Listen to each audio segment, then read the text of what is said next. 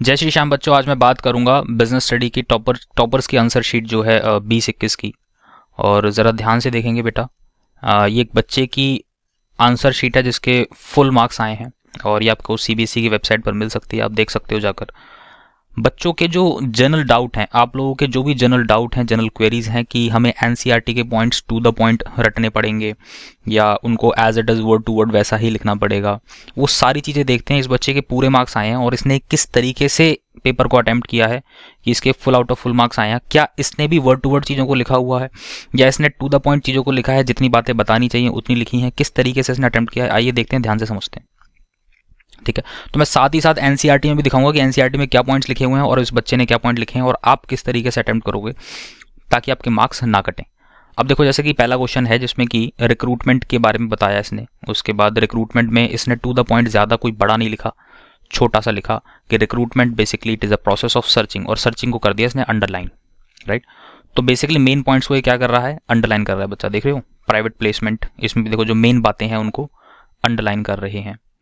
Right, अब जैसे ये वाला क्वेश्चन है training, what are the 3 benefits of training to employ, तो ट्रेनिंग के क्या बेनिफिट्स मिलेंगे। अब देखो इसमें एनसीईआरटी में क्या पॉइंट्स लिखे हुए हैं, इस बच्चे ने क्या बातें लिखी हैं। देखो इसने पहली बात तो ये कि कुछ भी ज़्यादा बड़ा नहीं लिखा, टू द पॉइंट चीज़ें लिखी हैं कि भैया इससे क्या होता है, इंक्रीज होता है नॉलेज और स्किल्स, इंप्रूव होते हैं एम्प्लॉयज़ के। साथ ही साथ क्या होगा, इंप्रूव्ड स्किल्स के साथ वो हायर वेजेस अर्न कर पाएंगे, हायर सैलरीज अर्न कर पाएंगे। राइट, उसके बाद आगे क्या लिखा हुआ है, वो जो सोफिस्टिकेटेड मशीनरीज हैं जो हैंडल करना थोड़ा सा उसके लिए ट्रेनिंग की रिक्वायरमेंट है, तो डेफिनेटली उन मशीनरी को बड़े इजीली हैंडल कर पाएंगे। ठीक है, सिर्फ मेन चीज़ें, और उसको बच्चा अंडरलाइन कर रहा है, देख रहे हो, कोई ज़्यादा पैराग्राफ की तरफ चीज़ों को बढ़ाया नहीं, कोई अलग कुछ नहीं किया। और देखो 4 पॉइंट लिखे हैं तो चारों पॉइंट्स के अंदर अलग अलग बातें हैं। यहाँ पर नॉलेज स्किल की बात करिए, यहाँ पर हायर वेजेस अर्न कर पाएगा, मशीनरी को ठीक से हैंडल कर पाएगा, सेल्फ कॉन्फिडेंस बिल्ड होगा, मोटिवेशन मिलेगी और मोरल बूस्ट होगा। देख रहे हो, टू द पॉइंट। अब एनसीईआरटी के पॉइंट देखें, एनसीईआरटी में क्या लिखा हुआ है, ये देखो एनसीईआरटी में क्या लिखा हुआ है बेनिफिट्स के बारे में। देखो अब एनसीईआरटी में बेनिफिट्स की बात करें तो एज इट इज वही बातें हैं, इंप्रूव्ड स्किल्स एंड नॉलेज, ठीक है, और इंक्रीज परफॉर्मेंस, मोर अर्न कर पाएंगे। अब मोर अर्न कर पाएंगे, देखो वर्ड टू वर्ड चीजें नहीं हो रही ना, सैलरी और वेजेस की बात करिए वहां पर इसने। ठीक है, तो वर्ड टू वर्ड चीजें वैसे भी आप नहीं लिख पाओगे, बस बातें उसे पता थी बच्चे को और बातें उसने अपने तरीके से लिखी हैं। नॉलेज स्किल डेवलप होगा, इसने इस बात को हाईलाइट कर लिया। ज्यादा अर्न कर पाएगा, इस बात को हाईलाइट कर लिया, लिखा अपने तरीके से है कि higher wages and higher salary. ठीक है, हैंडल कर पाएंगे मशीनरीज को, वहां पर सोफिस्टिकेटेड वर्ड यूज कर रहा है ना, और मोरल बूस्ट होगा, है ना, सेटिस्फेक्शन मिलेगा उसको अपने काम से। तो ये जो पॉइंट्स हैं बच्चे ने क्या किया, मेन बातें जो लिखी हैं वो अपने तरीके से उसने यहाँ पर इलेबोरेट कर दी, वही तो किया है और क्या है, देख रहे हो, और मेन जो चीज़ है उसको अंडरलाइन कर दिया। आगे देखें, और यहाँ पर एक भी नंबर नहीं कटा है बच्चे का, देख रहे हो। अब जैसे ये है factors affecting dividend decision of a company. अब कौन कौन से फैक्टर्स हैं जो डिविडेंड डिसीजंस को अफेक्ट करते हैं, बेसिकली फाइनेंशियल मैनेजमेंट का ये क्वेश्चन है। राइट, अब फाइनेंशियल मैनेजमेंट के अंदर ये क्वेश्चन आया है, इसको जरा ध्यान से देखो, टू द पॉइंट। देखो कोई ज़्यादा इधर उधर की बात नहीं, क्या बातें लिखी हैं देखो ध्यान से, और एनसीईआरटी में क्या बातें प्रोवाइडेड हैं ध्यान से देखो। अमाउंट ऑफ अर्निंग, तो देखो इसने क्या लिखा बच्चे ने, अमाउंट ऑफ अर्निंग, मेन चीज़ें, stability of earning, taxation policies, growth prospectus, है ना। देखो यहाँ पर dividend is declared on the basis of current और पास्ट अर्निंग्स, करंट और पास्ट अर्निंग्स, इसने इस बात को पकड़ लिया इस बच्चे ने। देखो यहाँ पे लिखा है dividend are paid out from current and past earnings. ठीक है, जो मेन कीवर्ड्स हैं वो तो इसने एज इट इज लिख दिए बच्चे ने, देख रहे हो, stability of earning, stability of earning, यहाँ पर देखो क्या लिखा हुआ है, स्टेबिलिटी ऑफ अर्निंग, वहाँ लिखा है स्टेबिलिटी अर्निंग, बात एक ही है। राइट, तो इधर उधर थोड़ा सा चलता है बट चीज़ों का सेंस सही निकलना चाहिए। राइट, कंपनी जिसके पास स्टेबल अर्निंग होगी वो ज़्यादा हायर डिक्लेयर कर पाएंगे डिविडेंड, है ना।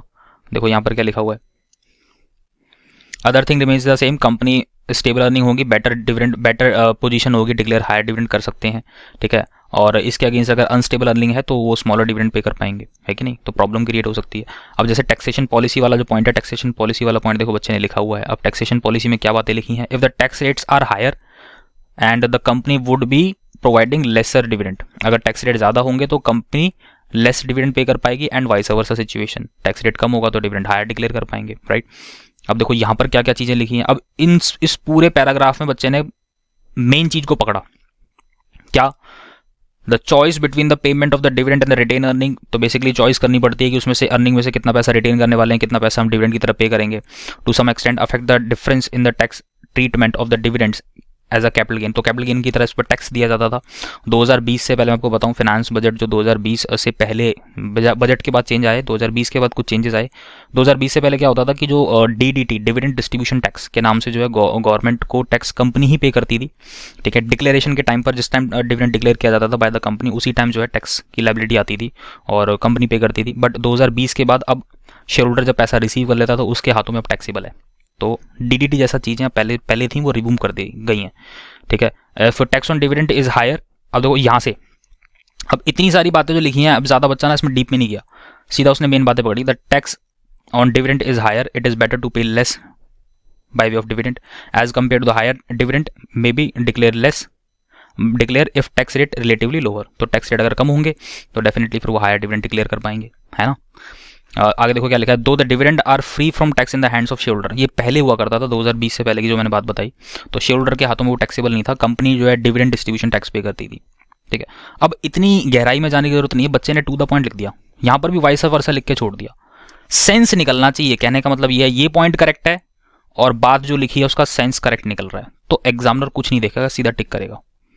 मैं फिर बता रहा हूं, इतनी टफ मार्किंग नहीं होती है, ठीक है। तो किसी तरह की घबराहट की जरूरत नहीं है, किसी तरह की टेंशन लेने की जरूरत नहीं है।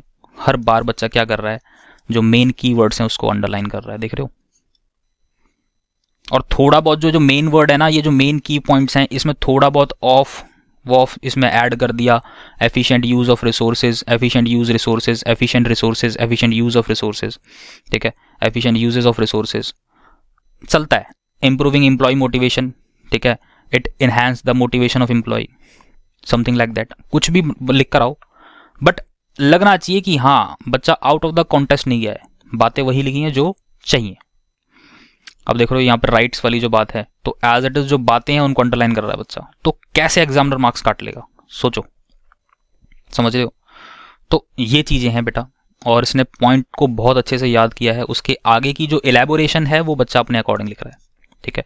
मे भी हो सकता है कुछ वर्ड्स, कुछ लाइनें, कुछ दो तीन वर्ड्स मैच हो जाएंगे, 2-3 लाइनें मैच हो जाएंगी, बट एज इट इज बच्चा कॉपी नहीं कर रहा है एनसीईआरटी को, देख रहे हो। ये जो मेन पॉइंट्स हैं इनको जरूर उसने याद किया ठीक से, है ना। इसी तरीके से पढ़ना है और कोई अप्रोच नहीं है बिजनेस स्टडी के अंदर, इतनी टेंशन लेने की जरूरत ही नहीं है, बहुत सिंपल कॉन्सेप्ट्स हैं, ज्यादा गहराई में मत जाओ, एनसीईआरटी पढ़ो, क्रक्स निकालो, इस पॉइंट के अंदर इतनी बात लिखनी है, दैट्स इट, खत्म, ओके। तो होपफुली आपको समझ में आ रहा होगा, इसके अंदर कोई भी आंसर शीट वगैरह का चेंजेस नहीं है, अकाउंट्स के साथ आंसर शीट का चेंजेस है वो मैं आपको बता चुका हूँ। सो होपफुली आपको ये समझ में आया होगा, and do like the video, subscribe the channel, share with your maximum friends. Thank you so much to all of you. जय श्री श्याम बच्चों।